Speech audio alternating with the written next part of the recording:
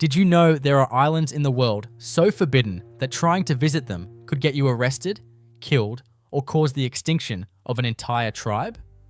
Welcome to a list of forbidden islands you are not allowed to visit. Every island on this list is off limits for a different reason. Some were accessible in the past until a single incident permanently shut them down. Others have never been visited at all. There is an island on this list where even approaching within 5 miles is illegal under federal law. Number 4 is considered the most haunted place in Italy, with an estimated 100,000 deaths on its shores. Number 6 emerged from the ocean only 60 years ago, yet remains completely off limits to protect the planet's most valuable natural laboratory. And the final island on this list, forbidden to protect one of Earth's last uncontacted tribes, became a global flashpoint in 2018 when an American missionary was killed attempting to make contact. But let's start with number 1, an island off the coast of Brazil where the danger is not human restriction, but a lethal population density of one of the world's deadliest snakes. Ilha da Queimada Grande rises from the Atlantic Ocean, roughly 33 kilometers or 21 miles off the coast of Sao Paulo, Brazil. The island reaches approximately 206 meters or 676 feet above sea level and covers an area of roughly 43 hectares or 106 acres. What makes it stand out is not its size, but what inhabits it. This small outcrop of land is home to between 2,000 and 4,000 golden lancehead pit vipers, one of the most venomous snakes on Earth. The population density is so extreme that some estimates claim there is 1 snake per square meter in certain areas. Unlike most islands made forbidden by human law or cultural tradition, Snake Island, as it is commonly known, is forbidden because the danger is immediate and lethal. The golden lancehead viper exists nowhere else on Earth. These snakes evolved in isolation after rising sea levels cut the island off from mainland Brazil approximately 11,000 years ago at the end of the last ice age. With no ground-level predators to control their population and no ground-level prey to hunt, the snakes adapted by preying exclusively on migratory birds. To kill a bird before it could fly away, the vipers evolved venom that is 3 to 5 times more potent than their mainland relatives. A bite from a golden lancehead can kill a human in under an hour. The venom causes kidney failure, necrosis of muscular tissue, brain hemorrhaging, and intestinal bleeding. Even with medical treatment, victims face a 7% chance of death and 3% with treatment. The island was not always completely forbidden. From 1909 to the 1920s, a lighthouse operated on the island, staffed by keepers and their families. The lighthouse was automated in the early 1920s, and local legend claims the final lighthouse keeper and his family were killed when vipers entered their home through the windows, though this story has never been officially documented. What is certain is that the lighthouse has operated automatically since the 1920s, with no human inhabitants since. The Brazilian Navy visits annually for maintenance, accompanied by medical personnel in case of emergency. Apart from these brief maintenance visits, the Brazilian government strictly forbids anyone from setting foot on the island. Access is controlled by the Brazilian Navy, which actively patrols the waters surrounding Ilha da Queimada Grande. The only exceptions are research teams who receive special waivers from the Chico Mendes Institute for Biodiversity Conservation. These scientists study the snakes under strict protocols to protect both human safety and the critically endangered viper population. What makes the restriction unusual is that it exists for 2 reasons that rarely align.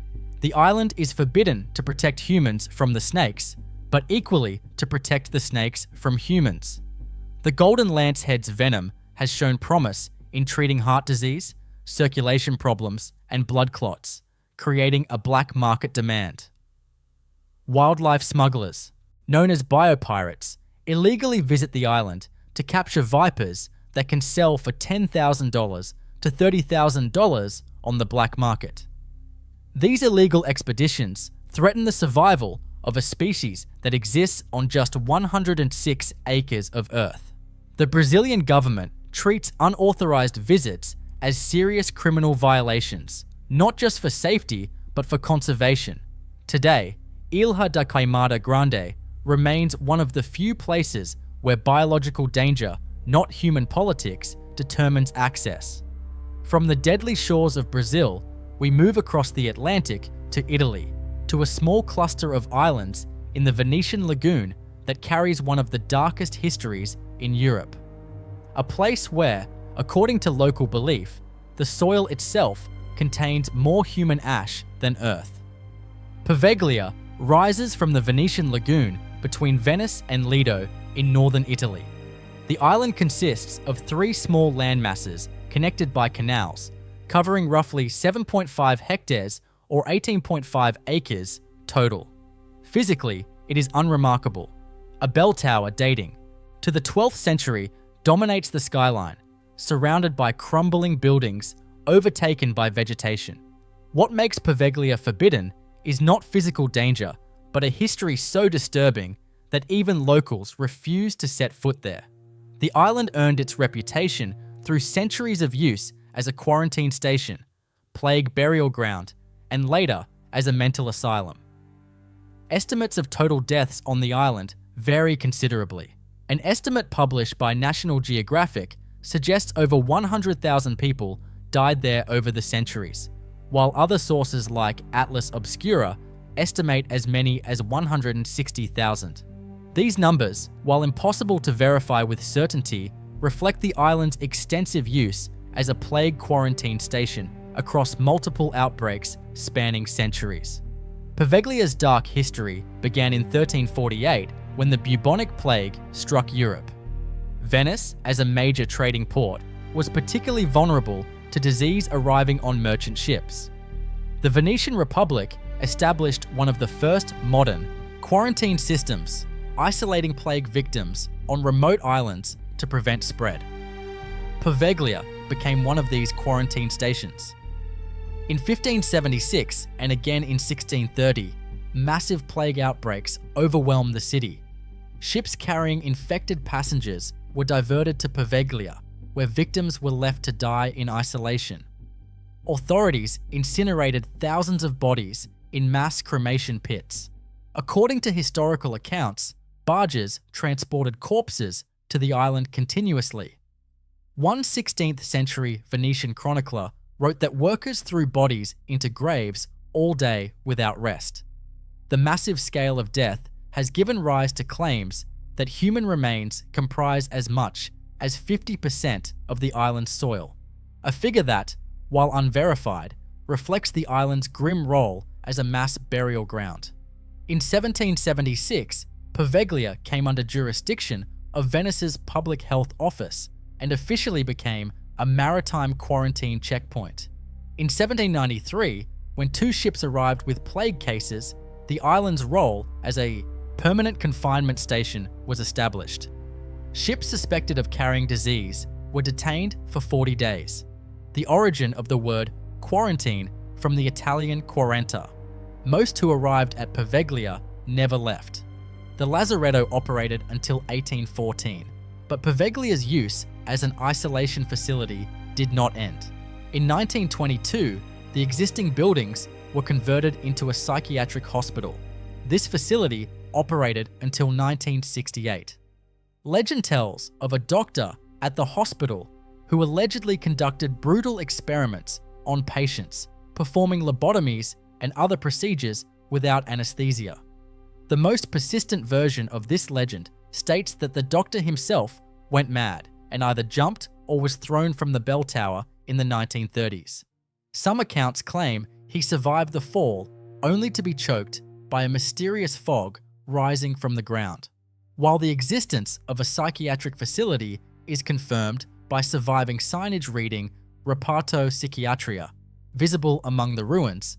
The stories about the doctor remain unverified local folklore. Today, Poveglia is strictly off-limits. The Italian government restricts access for safety reasons, as the decaying buildings are structurally unstable. However, the prohibition also reflects the island's reputation. Venetians avoid it, and unauthorized visits are treated as criminal trespass. In 2014, the Italian government attempted to auction a 99-year lease to raise revenue. An Italian businessman won with a bid of $513,000, but the deal was annulled when his restoration plans did not meet conditions.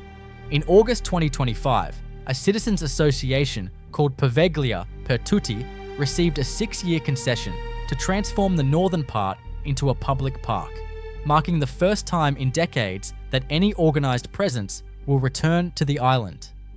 Until then, Poveglia remains a forbidden memorial to centuries of suffering. From the haunted shores of Italy, the list moves to the Pacific, to one of the most isolated and privately controlled islands in the United States. A place where an entire culture has been deliberately preserved through restricted access for over 150 years. Niihau rises from the Pacific Ocean roughly 28 kilometers or 17.5 miles southwest of Kauai, across the Kolakahi Channel. The island reaches its highest point at approximately 381 meters or 1,250 feet above sea level and covers an area of 180 square kilometers or 69.5 square miles. Unlike the other islands on this list, Niihau is not forbidden by government decree, cultural taboo, or physical danger. It is forbidden because it is privately owned by a single family who made a promise more than 160 years ago to preserve Hawaiian culture, and they have kept that promise by controlling access ever since. In 1864, Elizabeth Sinclair purchased Niihau from King Kamehameha V for $10,000 in gold, roughly $1.75 million in today's currency. Before finalizing the sale, the king made a request. He asked that Sinclair always keep the best interests of the native Hawaiians in mind and preserve their culture and traditions. Sinclair agreed, and that promise has defined Niihau ever since. The island is still owned by Sinclair's descendants, the Robinson family, specifically brothers Keith and Bruce Robinson. They have maintained the island as a place where native Hawaiian culture exists largely as it did before Western contact. Approximately 70 to 84 residents live on Niihau, according to the 2020 census, though witness accounts suggest the actual population may be lower, ranging between 35 and 50 people. Most are native Hawaiians who speak the Niihau dialect of Hawaiian as their primary language. It is the only place in the world where Hawaiian is still spoken daily as the dominant language. There are no paved roads, no cars, no hotels, no shops, and no public infrastructure. Residents use horses and bicycles for transportation. There is no running water or plumbing. Water comes from rainwater catchment systems. Solar power provides all electricity. All residents live rent-free, and meat is provided free from the Robinson family ranch, where most residents work. The island has no telephone services outside of emergency communications. Supplies are brought by barge from Kauai weekly. Access to Niihau is controlled entirely by the Robinson family. Only family members, invited guests, government officials, onwa, official business, and US Navy personnel are allowed to visit. The restriction earned the island its nickname, the Forbidden Island, which dates to the late 19th century. In 1915, Sinclair's grandson, Aubrey Robinson, formally closed the island to most visitors to prevent outside influence from eroding traditional Hawaiian culture. That closure has remained in effect, with only limited exceptions. In 1952, during a polio epidemic, the Robinson family required visitors to present a doctor's note certifying they were disease-free. This policy prevented any cases from reaching the island and reinforced the isolation. In the late 1980s, the Robinson family began offering limited helicopter tours and hunting safaris to generate additional income for the island's economy. These tours depart from Kauai and land on remote beaches far from the village of Pu'uai, where residents live. Tourists cannot interact with residents, and the village remains completely off limits. Tours allow visitors to swim, snorkel, and search for shells for approximately 3 hours before departing. Half-day hunting safaris allow guests to hunt wild boar and sheep. Prices start around $800 for non-hunting observers. Despite these tours, Niihau remains the most restricted of the main Hawaiian islands. What makes it unusual is that the restriction is not imposed by law, but by private ownership and a family commitment to cultural preservation that has endured for 6 generations. From the privately controlled shores of Hawaii, we move to the remote waters off Iceland, to an island that did not exist until 1963, yet is already one of the most scientifically valuable places on Earth. Surtsey rises from the North Atlantic Ocean approximately 32 kilometers or 20 miles south of Iceland's coast. The island reaches roughly 155 meters or 509 feet above sea level and currently covers an area of approximately 1.4 square kilometers or 0.5 square miles. What makes Surtsey extraordinary is not just its youth, but the reason it remains completely forbidden. This island is a pristine natural laboratory, and Iceland has protected it from all human interference since its birth to allow scientists to observe how life colonizes barren volcanic rock without any contamination. Surtsey was born on November 14, 1963, when Icelandic fishermen observed a column of dark smoke rising from the sea surface approximately 130 meters or 426 feet below. What they witnessed was an underwater volcanic eruption breaking through the ocean. The eruption was violent. Hot magma interacting with seawater catapulted rocks as far as 1 kilometer away. Clouds of ash and steam climbed as high as 9 kilometers or 5.6 miles into the atmosphere, visible from Reykjavik on clear days. The eruptions continued for 3.5 years, finally ending on June 5, 1967. By then, the island had reached a surface area of 2.6 square kilometers and stood 170 meters above sea level. The Icelandic government recognized the scientific value immediately. In 1965, while eruptions were still ongoing, Iceland declared Surtsey a nature reserve and prohibited all unauthorized access. This decision remains one of the most significant acts of conservation in modern history.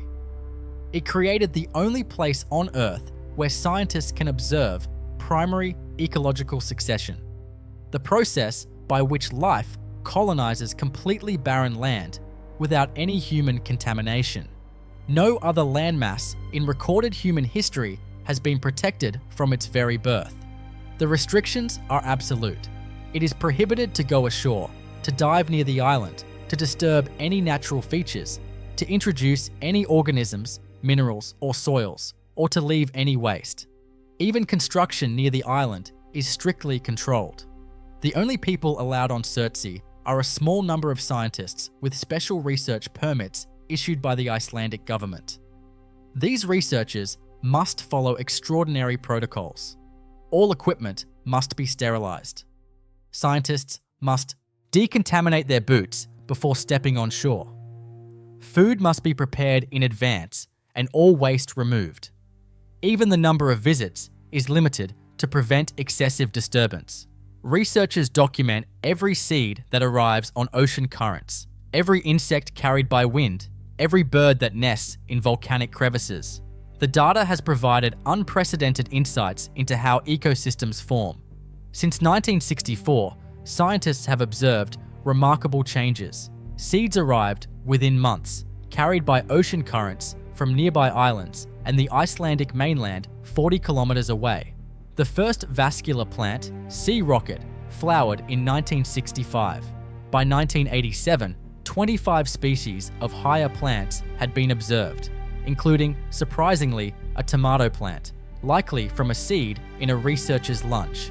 By 2004, 60 plant species, 75 bryophytes, 71 lichens, and 24 fungi had colonized the island. 89 species of birds have been recorded, with 5 species now nesting regularly, including the fulmar, which became the first to nest, and hatch young on warm lava in 1970. Insects arrived within a year, carried by winds from as far as mainland Europe. Seals now rest on the beaches. In 2008, UNESCO designated Surtsey a World Heritage Site, recognizing it as a pristine natural laboratory of universal value. The island continues to erode. Since the eruptions ended, approximately half of the original area has been lost to wave action. However, a cap of hard lava covers much of the remaining surface, and the loose volcanic material has undergone palagonitization, a chemical process that creates erosion-resistant rock. Scientists estimate Surtsey will remain above sea level until at least the year 2100. Until then, it will remain forbidden to all but a handful of researchers, making it perhaps the most successfully protected place on Earth. From the scientific sanctuary of Iceland, we shift to the Bay of Bengal, to what may be the most absolutely forbidden island on this list. A place where approaching the shores means almost certain death, not from government enforcement, but from the people who have lived there in isolation for tens of thousands of years. North Sentinel Island rises from the Bay of Bengal as part of India's Andaman and Nicobar Islands, located approximately 50 kilometers or 31 miles west of South Andaman. The island is roughly 8 kilometers or 5 miles long and 7 kilometers or 4.5 miles wide, with an area of approximately 60 square kilometers or 23 square miles. It reaches a maximum elevation of about 98 meters or 322 feet above sea level. The island is covered in dense tropical forest and surrounded by coral reefs that make approach difficult. What makes North Sentinel Island absolutely forbidden is simple. It is home to the Sentinelese, one of the last uncontacted tribes on Earth, and they have made it abundantly clear, through violence, that they want no contact with the outside world. The Sentinelese are believed to have lived on North Sentinel for between 30,000 and 60,000 years, among the longest continuously isolated populations in human history. Population estimates range widely from 15 to 500, though a more realistic estimate is between 50 and 200. They are hunter-gatherers who fish in coastal waters, hunt in the rainforest, and gather wild plants. They build narrow outrigger canoes for lagoon fishing, but rarely use them for longer journeys. They have no knowledge of metallurgy beyond cold forging metal salvaged from shipwrecks into tools and weapons. They use bows and arrows with remarkable accuracy.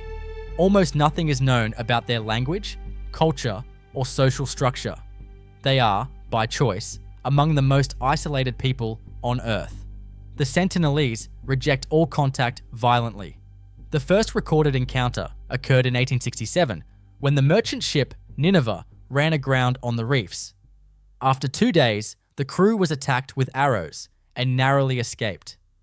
In the 1880s, during British colonial rule, Officer M.V. Portman visited the island and kidnapped an elderly couple and 4 children, hoping to establish contact.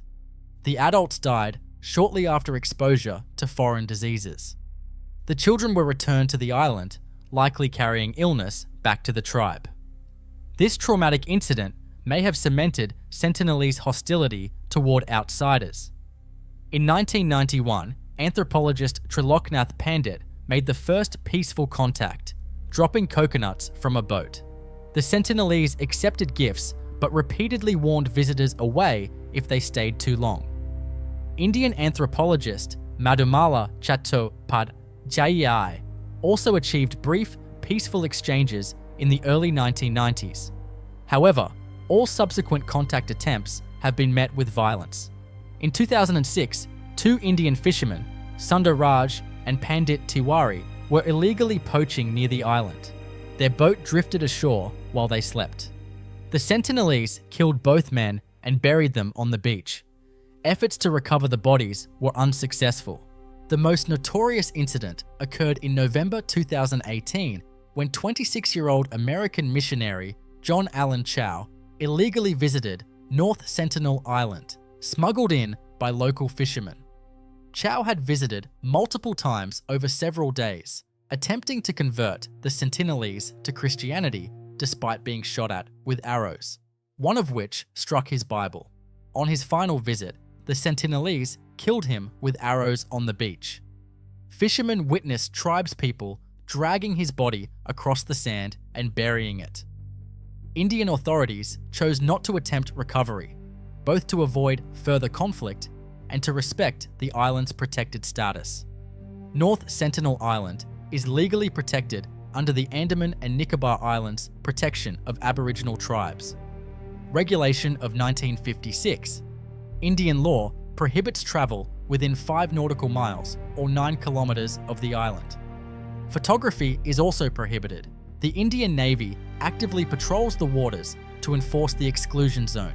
The restriction exists for 2 reasons. First, to protect outsiders from violence. Second, and more importantly, to protect the Sentinelese from diseases to which they have no immunity. Contact with the outside world could result in the tribe's extinction. The Indian government will not prosecute the Sentinelese for killing outsiders who violate the exclusion zone. In 2018, the government briefly lifted the restricted area permit requirement for 29 islands, including North Sentinel, to boost tourism, but immediately clarified that North Sentinel itself remained absolutely forbidden. What makes North Sentinel Island unique is that it remains forbidden not by government decree alone, but by the will of its inhabitants. They have consistently chosen isolation. The restriction is not imposed on them, but enforced for them. In an age of global connectivity, North Sentinel Island stands as one of the last places where humans live entirely outside the modern world, and the rest of the world has agreed, however imperfectly, to leave them alone. So which of these islands would you actually dare to visit? Let me know in the comments. If you enjoyed this video, subscribe for more content like this, and I'll see you in the next one. Thanks for watching.